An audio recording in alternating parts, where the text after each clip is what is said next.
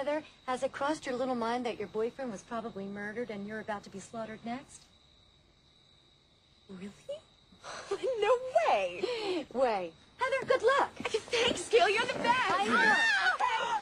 I thought the murder is happening as we speak. I'm going to try and break into the blood shed. Are you getting this? Excuse me. Heather, can you tell us what you're feeling, honey? Lots of pain! Gail, please help me! Gail, please! מה קורה אנשים? ברוכים הבאים לערוץ שלי, לייזר קופטר. בערוץ הזה אני אעשה סקירות על כל מיני סרטים, על דברים שמעניינים אותי, על NBA, כדורסל, WWE, כל מה שמעניין אותי ונמצא על סדר היום. והיום אני הולך להביא לכם את 5 הסרטים הכי מפחידים בשנתיים האחרונות שיצאו. עכשיו הסרטים האלה הם לא במיינסטרים, אלה סרטים שאתם לא שמעתם עליהם כנראה, זה לא כמו כל הסרטים האלה הצעקה ודברים כאלה, זה סרטים שהם יותר, פחות או יותר מתחת לרדאר, ושצריך לחפש די עמוק ברשת כדי למצוא אותם. וכמובן הם שווים את הצפייה בזמנכם הפנוי. אז יאללה, בואו לא נבזבז זמן ונתחיל את הסקירה שלנו.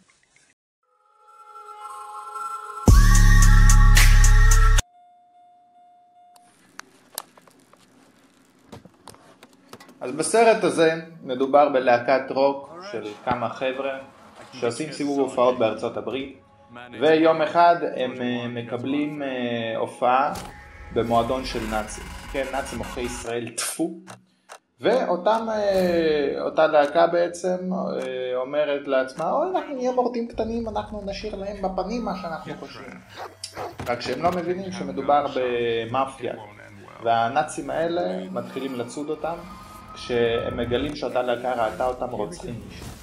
הסרט הזה די נחמד, יש בו כמה רגעים מפחידים, אבל הסיפור די מעניין, והוא קיבל גם דירוג גבוה ב-IMDb. ולכן אני ממליץ אותו בסרטון הזה. נעבור לסרט הבא.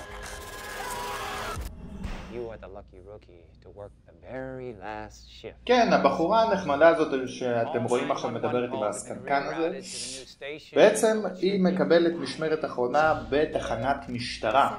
תחנת משטרה שעומדת להיהרס, כי עכשיו בונים תחנת משטרה חדשה. ובאמצע המשמרת שלה היא מקבלת שיחות מפחידות.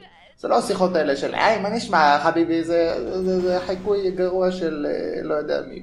היא מקבלת שיחות מאיזו ילדה שאומרת לה שהיא עוד מעט הולכת למות, ואז היא כל הזמן שואלת אותה ומבקש ממנה רמזים איפה היא נמצאת, ובאותו זמן גם מתבצעים דברים מחרידים ומפחידים בתחנת משטרה הזאת שלא ניתן להסביר. סרט די נחמד, יש הרבה רגעים מפחידים שיגרמו לכם לקפוץ מהכיסא, אבל הטוב עוד בהמשך, כן? אבל בהחלט סרט ששווה צפייה, עם הרבה דברים מוזרים שקורים במהלכו. נעבור לסרט הבא.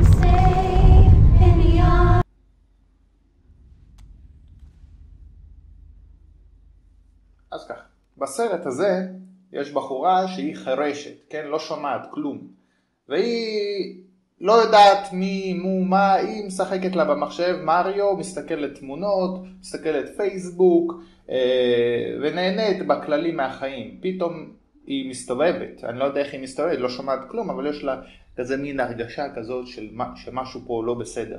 פתאום היא מסתכלת ככה, ומה היא רואה? היא רואה בחור נחמד עם מסכה, שרוצה לרצוח אותה ולהוציא לה את הקרביים מהבטן, אוקיי? ואותה בחורה עכשיו נלחמת על חייה. סרט ממש טוב, ממש ממש טוב, אני מאוד ממליץ. אחד הסרטים הכי נחמדים שראיתי. אין שם עלילה יותר מדי, אבל בהחלט סרט ששווה את הזמן שלכם.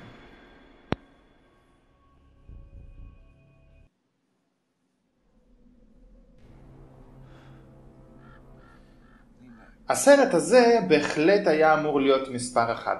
מכיוון שמדובר בסרטים מפחידים, לא הייתי יכול לשים אותו בהחלט במספר 1, מכיוון שזה סרט שיותר הרפתקה אימה. אבל בהחלט הסרט אחד הטובים שראיתי בשנתיים האלה, ולא ראיתי אפילו בשנים הקודמות, או לפני השנתיים האלה, סרטים כל כך טובים. סרט ממש מעניין, עם עלילה מעניינת, שבאמת לא יהיה לכם משעמם לרגע באמצע הסרט. מדובר בקאובוי שחוטפים את אשתו והוא יוצא עם חבריו בעקבות החוטפים, רק שהוא לא יודע שאותם חוטפים הם קניבלים אכזריים. ובמהלך ההרפתקאות שלהם הם נתקלים בעוד יצורים כאלו ואחרים, שודדים שרוצים לקחת את הכסף שלהם, ובהחלט סרט מאוד מאוד מעניין. והסרט האחרון,